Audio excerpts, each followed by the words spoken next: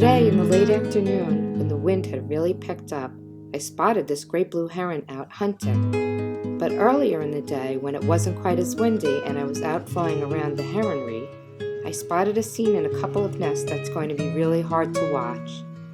It's a part of life in the nest of the herons called Siblicide.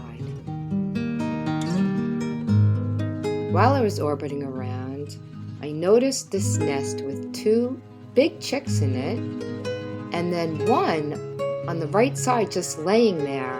And then I realized that that chick was not alive, sadly. It's just hanging over the edge. And it's possible that it could have frozen during the night. And then this is another nest that I came across right after that one that has 5 chicks in it, and they looked like they were just really all snuggled up together, sleeping.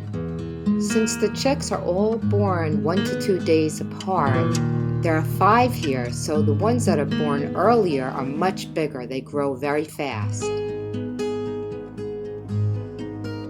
So here you can see the bigger chick going after this little baby chick, and he's really brutal. I mean, this was so hard to watch. I literally had tears streaming down my face watching this little guy trying to crawl under them and just get away from him.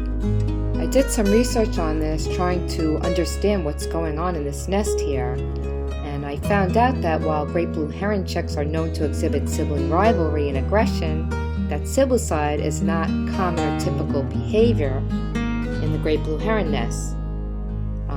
But food scarcity can cause older nestlings to push the younger siblings out of the nest, but I mean, this big chick is just being completely brutal to this little baby.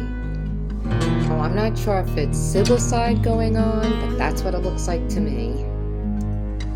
On the older chicks in the nest, you can see what's called the pectinate claw on the middle toe, which is used for preening.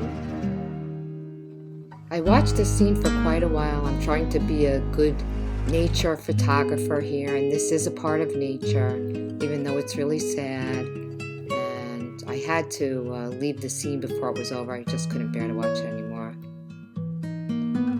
The sad truth is most likely the 2 little ones didn't make it out. And this is where it all begins. These 2 are starting out with 1 egg, and hopefully their chicks are going to fare a little better.